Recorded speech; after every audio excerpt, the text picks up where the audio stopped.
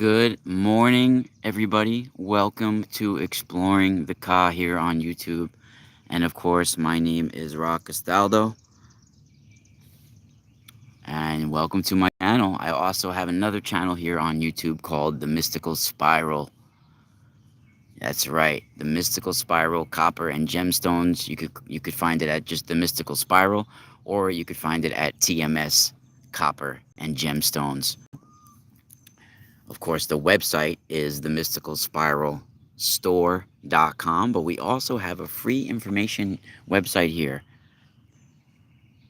Right here at you could find online called themysticalspiral.com, and I have incredible info on that website that you can't find anywhere else. I'm still updating it every day. I'm just in the process of working on themysticalspiral.com, and this is a free information website, everybody. I don't have any ads on there. I don't have any advertisements on there. I don't have any people giving me advertisement money to do this or that. Comes out of my own pocket right on my website, themysticalspiral.com. I really highly recommend everybody go checking that website out. It has all free information on there. You guys can check in the menu. I've had that free information website running since 2015 or 14, and I'm really proud of it actually because I've been paying for it out of my own pocket, and it's just for information for people that's up there. And you guys can find that, of course, themysticalspiral.com. Lynn Earthlings here, and I got some incredible pages in the menu on there about the Asura and Deva bloodlines, about the Strega bloodlines, about the war, the Vedic wars, and various things on there. Even some of my remote viewings of various star systems and various regions within the United States, the planet, and within the cosmos.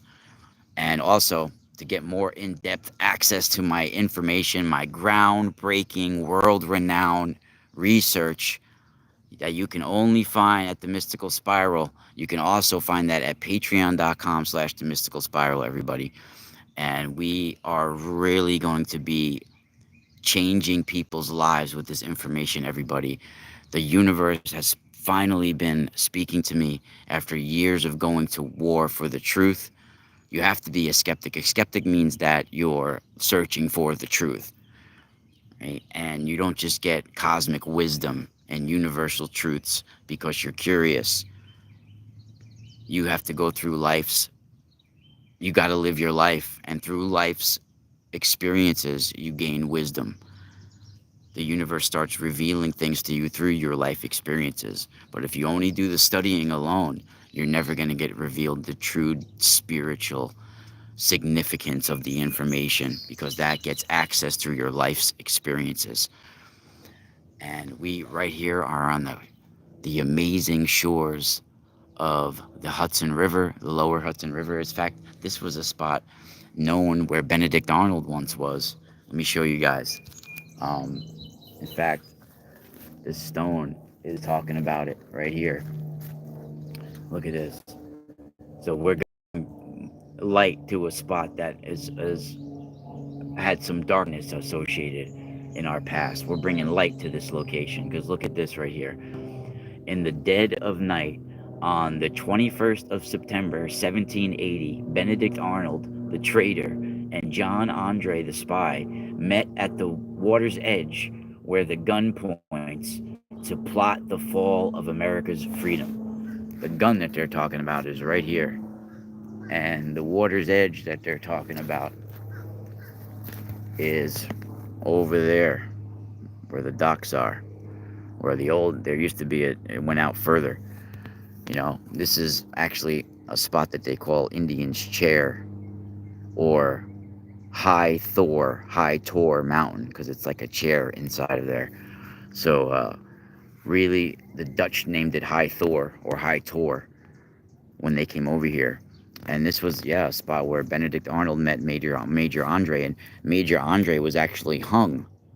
He was lynched up the river there in Nyack, which is like five miles up the river. at the courthouse. And this is a beautiful spot, though. Look at the beach with all the ducks and geese and all sorts of swans and pelicans and not pelicans. What are they called? Um, Seagulls. Pelicans. Pelicans with their jaws of stress.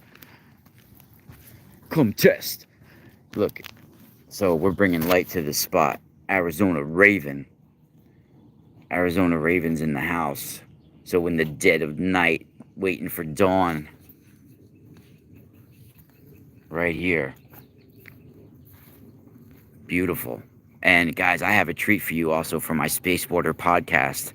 Tomorrow morning, I got to get the correct time because it's going to be for 10 p.m. in India time. So we're like 9.5 hours. Isn't it weird? 9.5? We're 9.5 hours back from India. They're 9.5 hours ahead of us. So I don't know where that half comes in, but I always thought it was like 10 or 7 or 8. What the hell is this 9.5? But India apparently is 9.5 hours ahead of us. So tomorrow I'm having an old friend of mine, someone who I've interviewed before. He's world-renowned sun yogi, Swami Ji. His name is Uma Sankar. Now, this is a very exclusive interview. He doesn't really do interviews.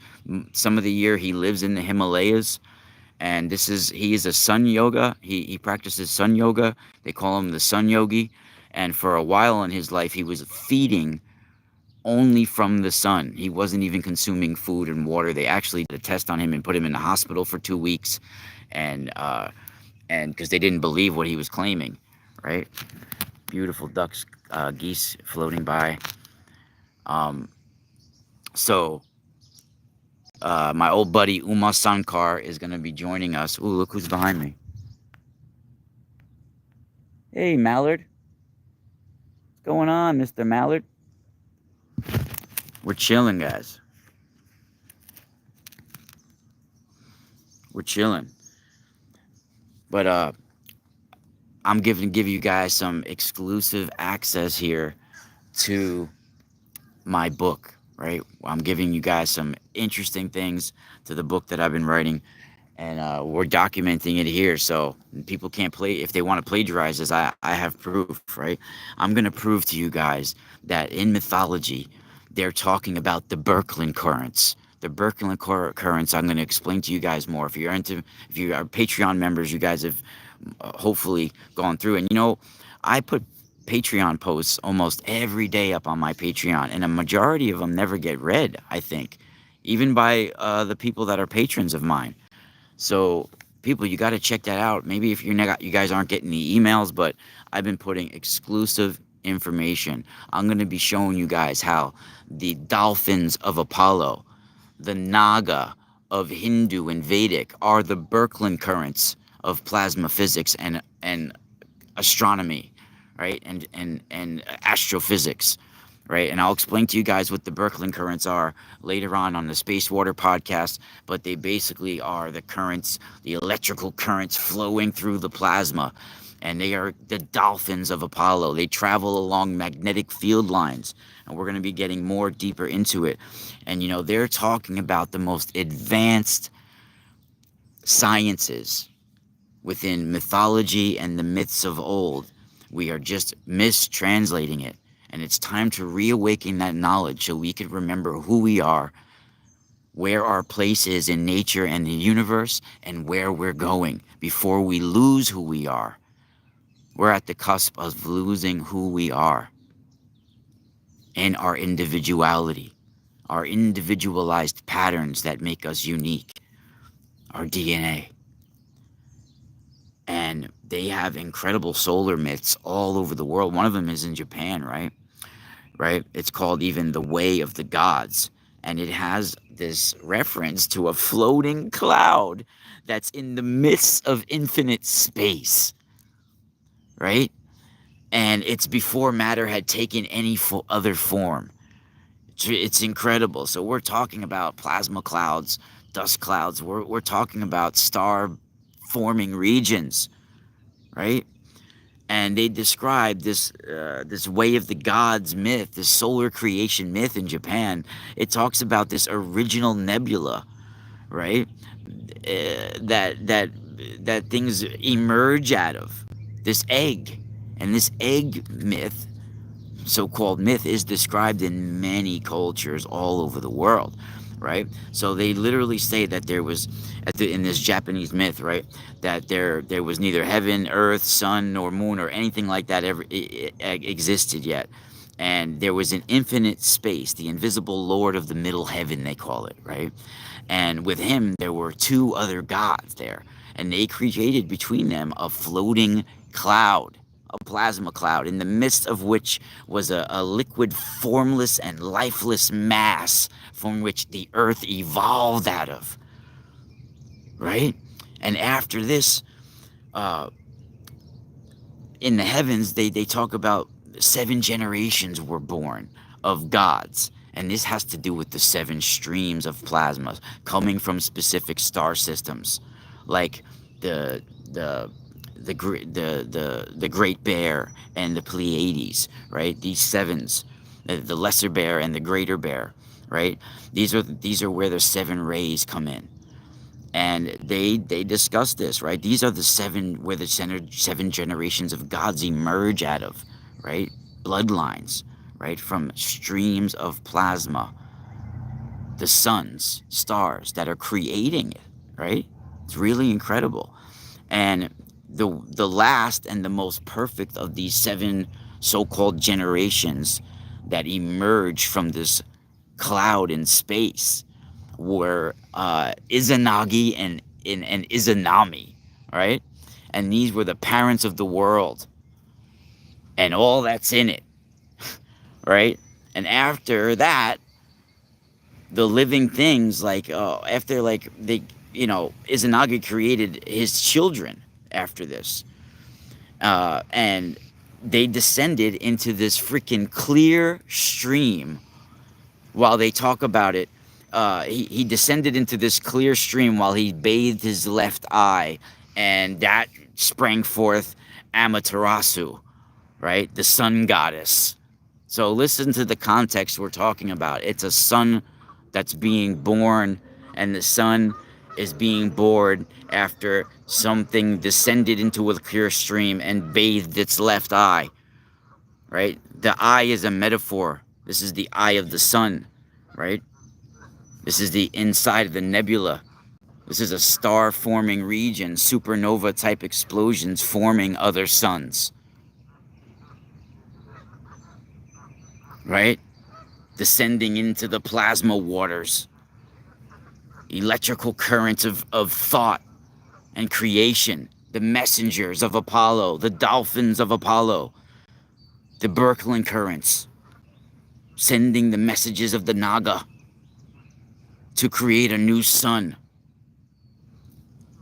Literally, they talk about this, right? They say, literally, after these heavenly 7 generations of God were born, the last and most perfect of them were these Izanagi and Izanami, right? And they descended into a clear stream where he bathed his left eye to which sprang forth Amaterasu, the sun goddess. And then she was described as sparkling with this light where she rose from the waters. Now, this is not the waters on Earth, right? People tend to mistranslate that, right? These are cosmic waters she rose from, right?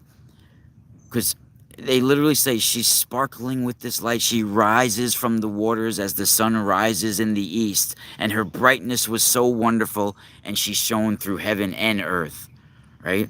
And they never saw such radiant glory and stuff like that, and people rejoiced. Izanagi rejoiced greatly, and they talk about, he said, there's none other like this miraculous child, and then they talk about, in metaphor, this necklace of jewels put around her neck, and then how he makes a statement. Now, this is a a manifestation. Now, she'll rule over the plane of high heaven. They talk about this, right? And Amaterasu then after this statement, how she's ruling over the high heaven, she's this solar deity, she's the sun, then Amaterasu became the source of all life and light, and the glory of her shining is said to have warmed and comforted all mankind with her rays. And she is worshipped even into this day in Japan, right? And then they even talk about how he bathes his right eye, and there appeared her brother, the moon god, right? Izanagi. Then says, the beauty and radiance are next to the sun in splendor. Rule thou over the dominion of the night to usher in the dawn, right? And they have this in Norse mythology. It is said that Odin arranged different periods of darkness and daylight and seasons. He placed the sun and the moon in there and the heavens, and he regulated them on their respective journeys and courses, right? And uh, you know, they.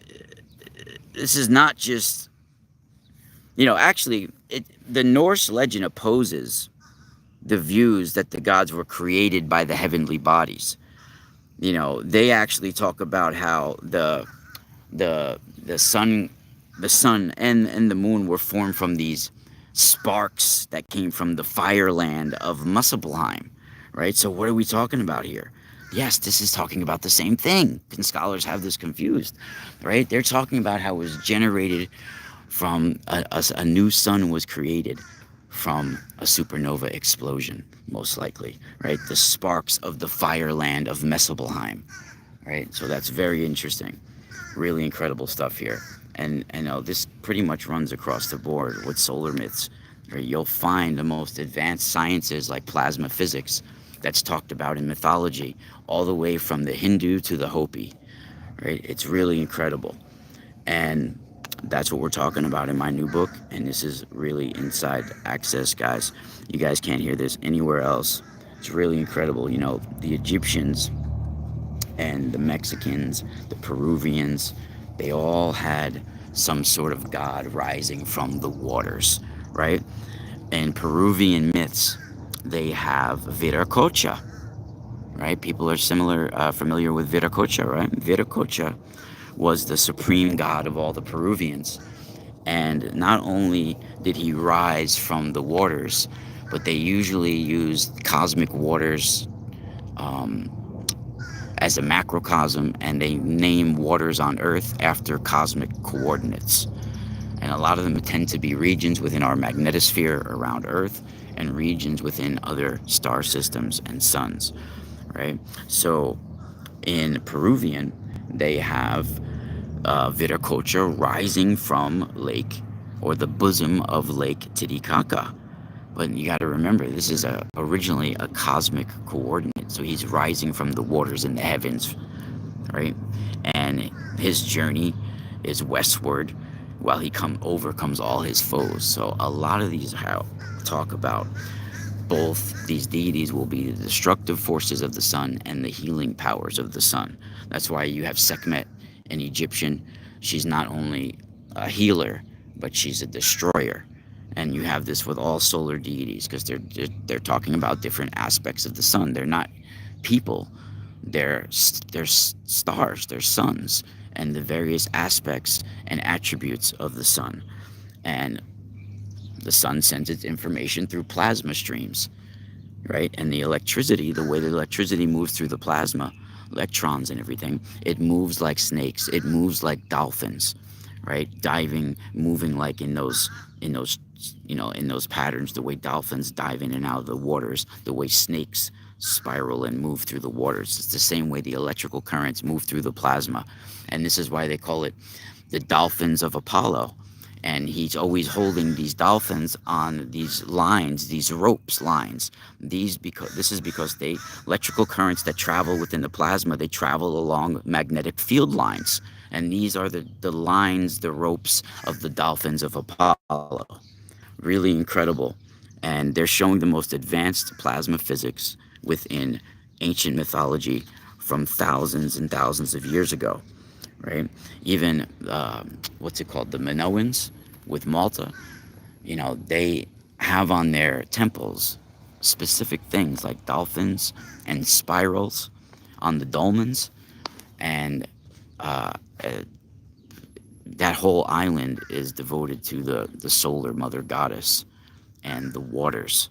Go ahead, you can ask questions in the chat room. Go ahead. What's up, Raven? Yeah, those plasma clouds in the sky. You'll hear in ancient Egyptian, right? They talk about the boat of millions of years, the temple of millions of years.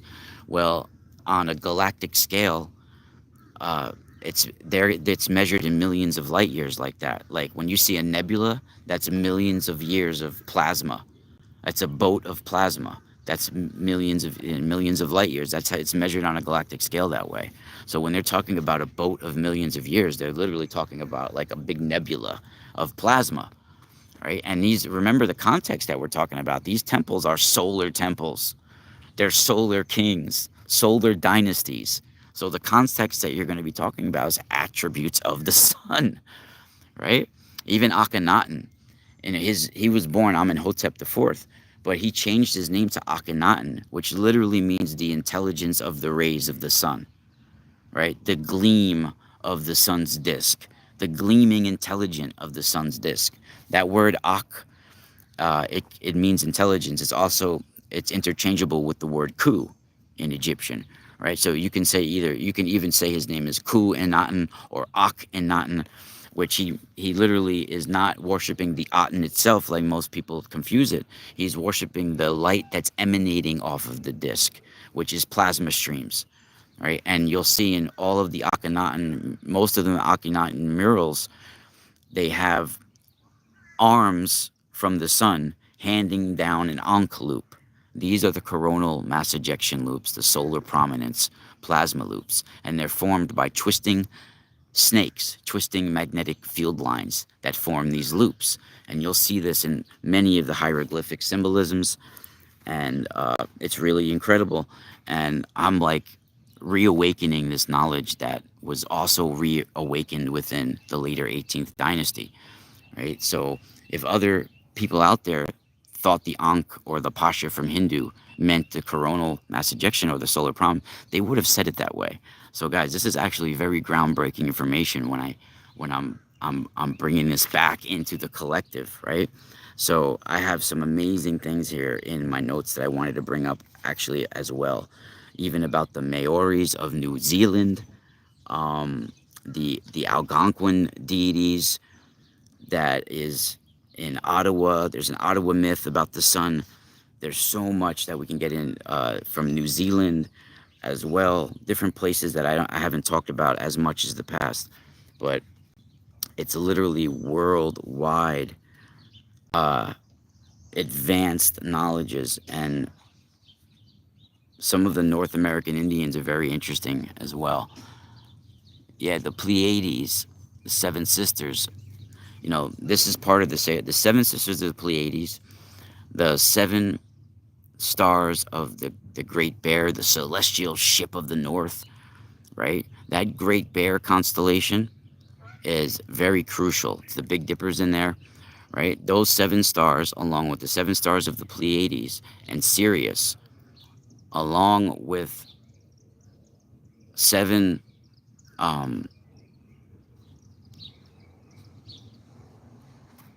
you could even say seven planets and us being one of them, but it's more like seven solar systems and us being one of the seven. So this is these holy seven numbers. So you have seven solar systems, us being one of those seven. You have the seven stars of the Great Bear constellation. You have the Sirius, and then you have the seven sisters of the Pleiades. These form one big giant cosmic being that is impulsing plasma streams, a stream of plasma that they call the seven rays, right? And this also gives different influences through our life as the sun rises through the different zodiac signs, right, in the stars for each one of us from the moment you were born and on, right? As the sun rises in your chart, different seven rays will be impacted throughout you, right? Really incredible, and you guys can see like my notes right here. The Kabiri were the ones that repopulated the earth with the 7 rays, right? The Kabiri are 7 stars in different regions, right? That number 7. 7 rays repeopled the earth, repopulated the earth, right? So you got Archangel Michael being the watcher or the sun or star of our solar system, right? Every angel is actually a sun. Remember that. They're not people. They're a sun. They're a quantum plasma intelligence that you can't even fathom, right? And they can make things appear as humans here. They can have all sorts of sentient life they could send here within streams of light. Translucent beings will appear. I've even gotten some of them on camera, right? And they created the magnetosphere. The sun created the magnetosphere around our planet so life can live, right? And I mean, it's really incredible. The Jason and the Argonauts and the quest for the golden fleece. This is all metaphorical. Their journey through the solar worlds, the solar kingdoms.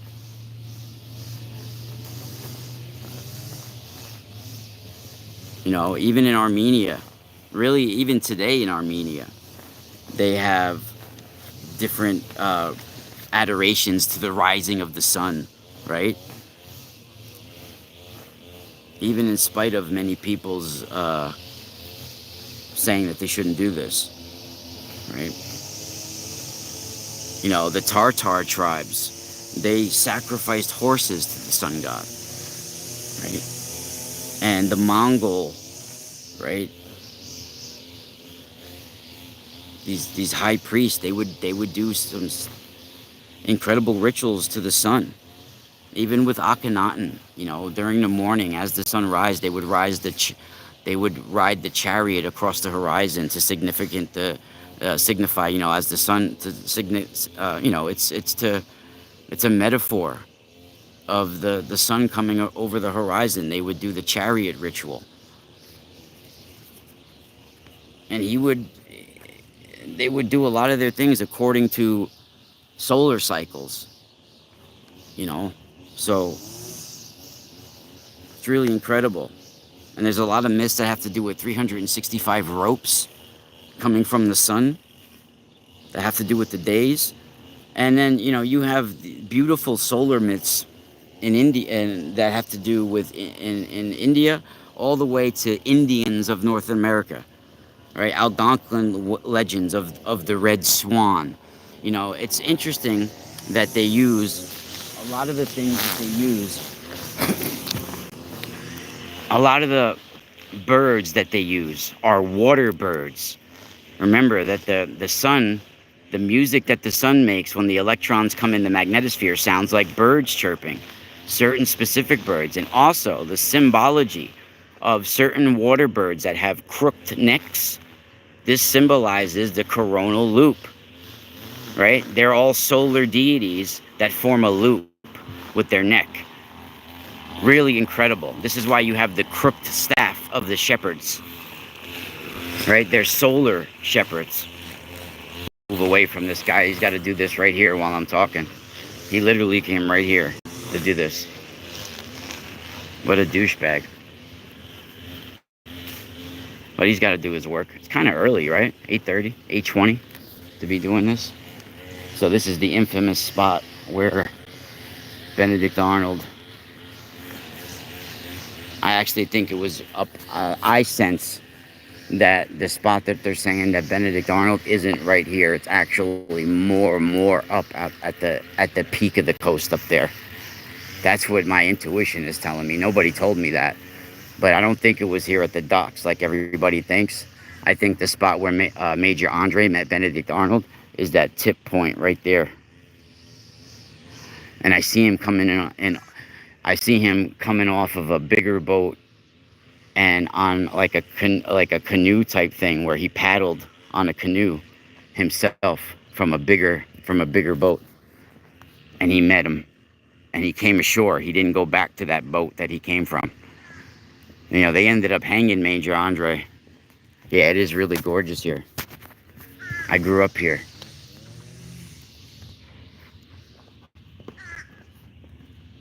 This is the lower Hudson River Valley here. So this is the Haverstraw Bay, they call it, if anybody wants to know. Just dropping my notebooks. Shit. Oh man, I can't even put my notebook down. It's all wet. It's all wet. It's all wet. Maybe I could put it on the stone for a minute.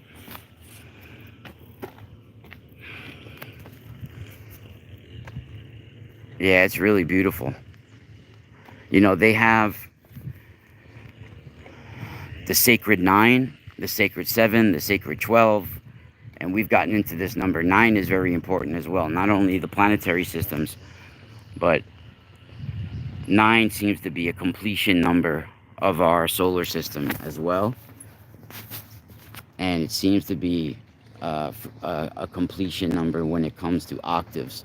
Like we go through octaves and harmonics, with us being the divine 9 added to the octaves. And there's always 3 cycles of 9 when it comes to certain esoteric symbolism that we could talk about as well. But yeah, this is a very ancient area here.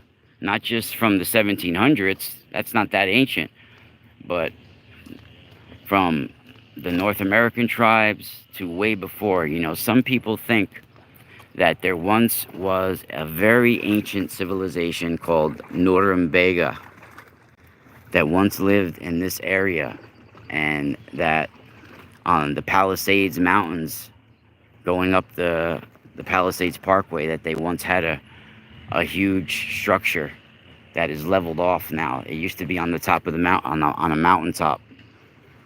But yeah, this is a beautiful area here. We're surrounded by mountains here. And we have the trail that goes all the way from up here down south. I gotta go take a leak too. 369, 369. All the time we got the 369. You guys tune in to hear me rhyme. Flying through the plasma waters like we're trapped in time.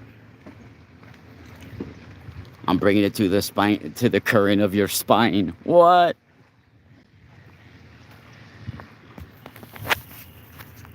Bring the light stream to the current of your spine.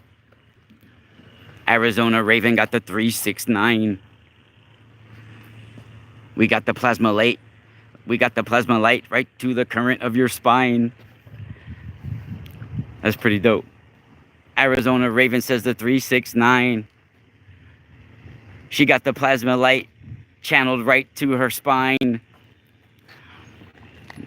Daydreaming all the time. Yeah, what's up, daydreams? Daydreams with the plasma streams. We got the light. Do you know what the hell I mean? I don't want to drop my phone in the river. It'll make me shake. It'll make me quiver. What's this guy talking about, a plasma river?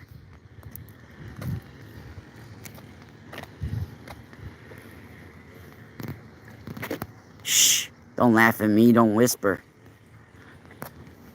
I sound like Eminem, but I'm much crisper.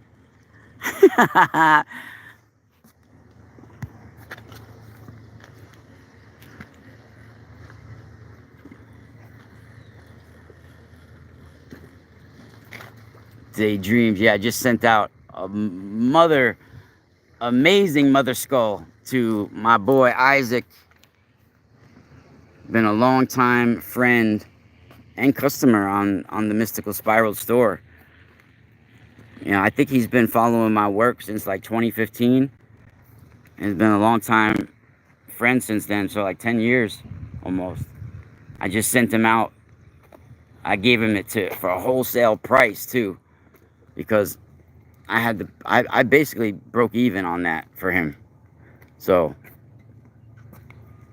black obsidian, golden sheen, black obsidian master carved skull, about 11 ounces. Really dope.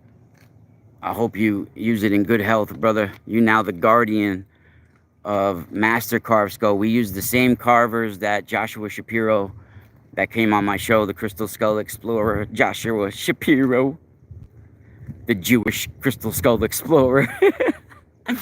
No doubt. I should ask him, are you the only the Crystal Skull guy that probably went to Hebrew school? That's pretty dope. But I'm in a joking mood today. But yeah, I chose the Indian carver that that we use, that Joshua Shapiro uses. I either use him or the De Souza family from Brazil, or the Kalal family that are they're from India and Mexico, but their son Orlando, there's Mohammed, Orlando, there's Lydia, Sonia, there's a few of them that do carving in their family. Their son Orlando, he's in Mexico now, but he was in Tibet for like, after he was there visiting when COVID hit, and he just ended up staying there for like 3 years.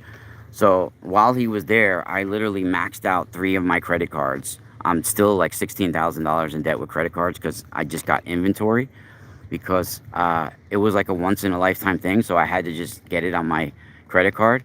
So guys, I have all the inventory because while my buddy was in Tibet, I got Himalayan quartz and all sorts of stuff that I could never get for a long time, and I got it right from the source. Like, he was getting it right from the source. So I was able to get that, and through my connections in Brazil, I was able to get the good Brazilian citrine and all right from the source. Now I also got it right from the source here in New York, the mines in New York. I got the Herkimer diamonds. So I'm getting all my material, quartz, all that right from the sources.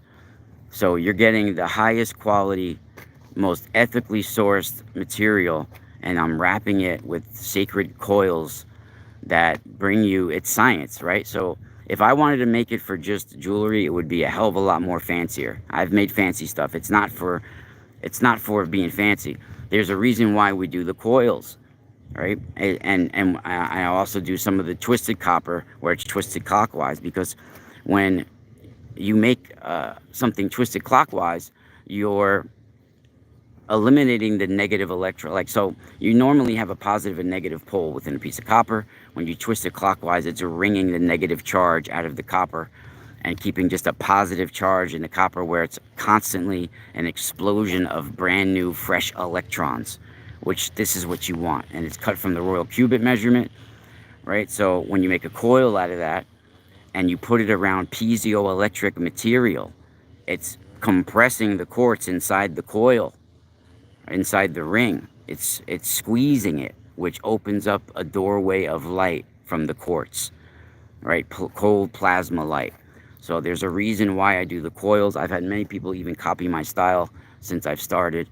I actually trademarked my heel shield, because that's a certain, I use the shungite with the twisted copper around it, and the name heel shield, I trademarked. It's called Harmonic Evolutionary Altruistic Light. That's my heel shield, and I use various EMF protection material wrapped in twisted copper. Really incredible. So you guys, I actually have a 30% off discount even on my crystal skull readings right now up on the website. I just got in Herkimer diamonds. Today I will be showing you guys the brand new rainbow obsidian from Jalisco, Mexico. I just had hearts made of it. So Orlando carved hearts of the rainbow obsidian. People have been asking for hearts, so I finally had the highest quality rainbow obsidian hearts carved. I still have a couple of spheres. I have 1 or 2 of the large spheres of rainbow obsidian left, and I have 1 cabochon. I just had 4 cabochons of labradorite gems made, all different. One's like a pyramid, one's a diamond, and 2 are regular cabochon ovals. So people can claim those, and for me to rap as pendants. They're really incredible. Um, so much, guys. There's so much information to talk about. If you guys are just joining us, I was discussing the solar myths, and you see the one of the names. Yeah, actually, my good friend and buddy, Frank Castle. You guys might know him. He's using the name that I was using originally, but I don't. It's not like he copied me or anything like that. I mean, I got it from ancient Egyptian writings. It's called the Sons of the Sun. Right. This is used in Vedic. It's used in a lot of ancient Egyptian, but it's spelt like S-O-N, son of the sun. Right. It's talking about the son of the sun god. Right. And it's described in a lot of ancient writings, that phrase. And I was doing these live freestyle open mic sessions called the Son of the Sun sessions. All right, but Frank Castle ended up using that for the name of his band, so it'd be kind of whack for me to use it now. But you guys can go back on my videos here. You could see me using that name from like 4 years ago on my live freestyles that I would do with my guitar and me singing or rapping on it or whatever. Yeah, I was a street musician for a couple of years. Not only did I travel in a band at one time before that and after that. After that, for just a little while, I got turned off to I was making money through music. I mean, we traveled all up and down the East Coast. I was living in a freaking van with my buddies. I mean, it wasn't glamorous, but we were doing it. But because of certain experiences that I had, I didn't want to pursue music to make money. And I could have made a lot of money and sold my soul, in fact. You guys know my story. You guys know the experience that I had where I was literally offered anything I've ever wanted. I just had to say yes.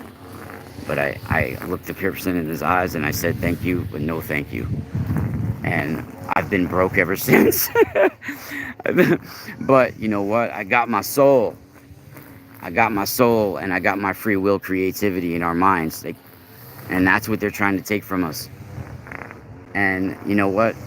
I'm gonna start doing my music once again, but now I'm talking about my own quote. If you guys can define what I'm talking about here, I'll send you guys a free package in the mail.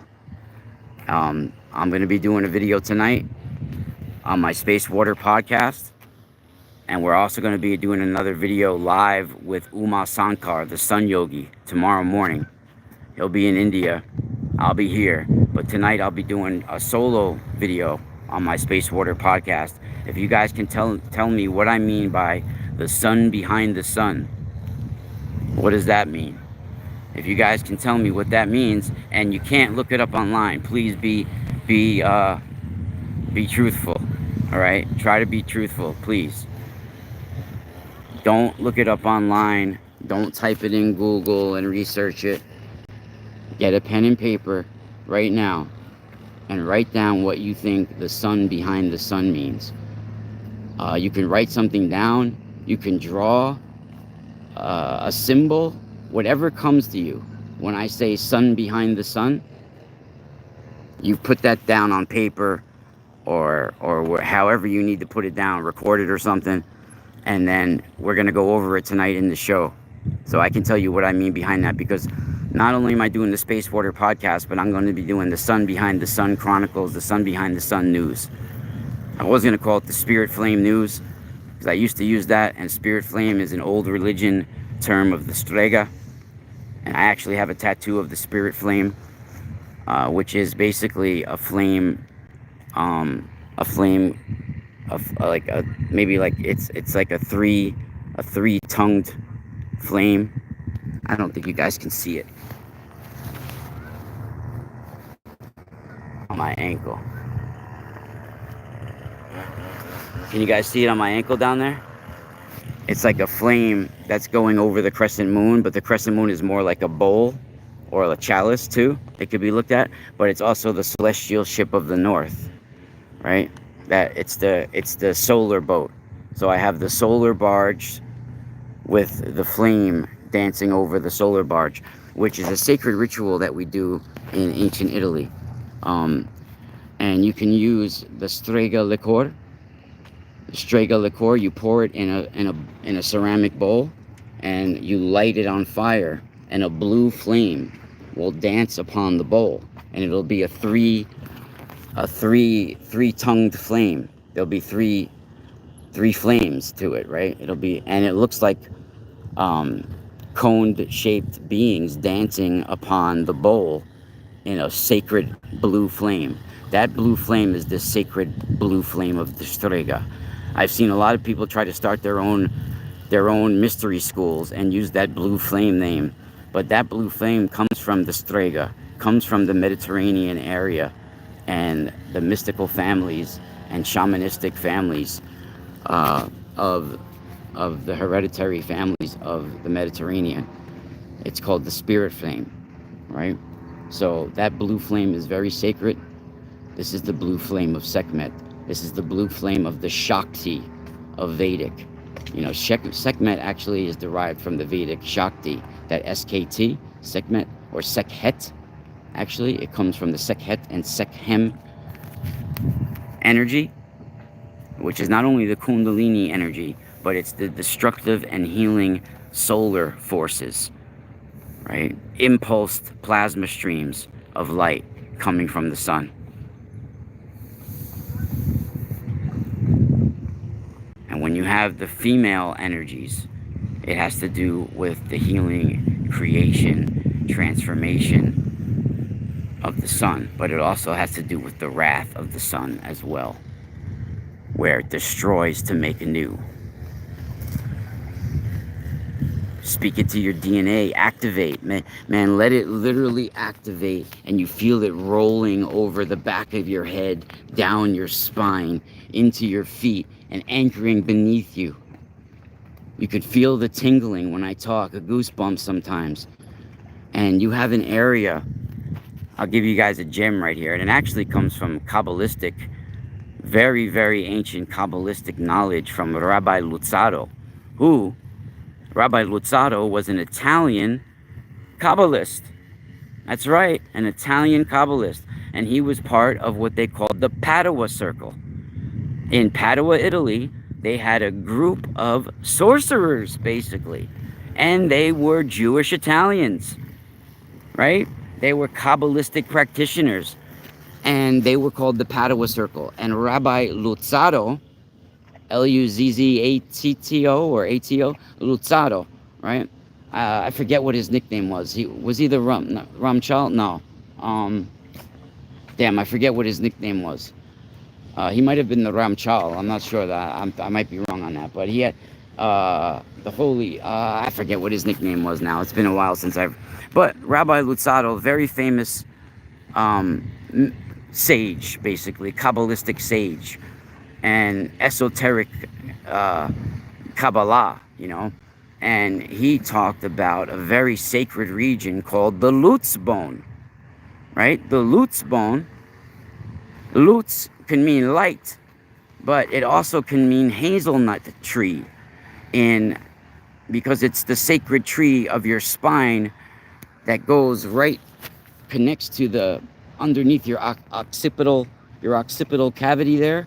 The back of your head, there's a little area right at the top of your spine where your brain meets your spine. That little area, it's called in Hebrew the Lutz bone, right? This is the spot of Jacob's ladder, your spine. I'm giving you guys a gem right here. And this is the spot where people can be cloned from. This is the spot where the memory and the whole existence of your lifetime is recorded in that bone, and it stays with you in the grave. All the levels of the soul, the ruach, all these different levels of the spirit, they can leave the body, but not the knowledge in the Lutz bone, right? So that Lutz bone is said to be saved so the Jews can be resurrected in the end times, and they'll be resurrected from the knowledge of the Lutz bone, which is the holy temple, right? It's the spot of Jacob's ladder, where the cosmic waters are held back and then released as a DMT rushing experience, right? And the temple in Egypt I mean, the temple in Jerusalem, their holy temple, right? From the temple to the Wailing Wall, that that 45-degree angle is the same angle from the pineal gland to the Lutz bone in the back of the head, and they use a certain um, ritual to activate both the Lutz bone and that energy. And this is not known amongst a lot of Kabbalistic practitioners. It's mostly popular within the Lithuanian Kabbalah. Now, yes, it comes originally from Rabbi Luzzatto, who was an Italian Jew from the Padua Circle, but it's now popular amongst the lines connected to the Vilna Gaon from Lithuania. Yes, the Vilna Gaon, Rabbi Joel Bakst says is claims to be one of his long lost relatives, and he's a rabbi. Rabbi Joel Bakst, he is Joel David Bakst. He has a couple of books that I have. One of them is called The Secret Doctrine of the Vilna Gaon. Now, a lot of this is a bunch of knowledge in there that'll make your brain scrambled. And this is what Kabbalah does, right? It's like mental gymnastics, and it's not even recommended that someone even read the Zohar until they're 40 years old. They can't even open up the book and start reading its words until they're at least 40, right? Because it could drive you insane. It could drive you mad trying to make sense of it. And Rabbi Luzzatto, now the Vilna Gaon line, and these are people that lived hundreds of years ago. He was in the 1700s, the Vilna Gaon, the genius of Vilna. This is from Lithuania. And Vilna Gaon, he also knew about the Lutz bone. This is a spot where people can be even, like I said, cloned from. Very intense information here. I gotta go take a leak, guys. But we're gonna be, all this water swishing back and forth is making me, I had to give blood this morning. So you guys can see, I gave blood this morning. So we'll be live on the Space Water Podcast tonight at 9:30 p.m. Everybody, 9:30 p.m. I've been walking back and forth on this pier right now, and I gotta pee bad. So, and then tomorrow morning we'll be also live with Uma Sankar, the Sun Yogi. Guys, don't miss out. This is amazing information I've been dropping on you guys. What the dolphins of Apollo are the Birkeland currents? Groundbreaking. Spiral out.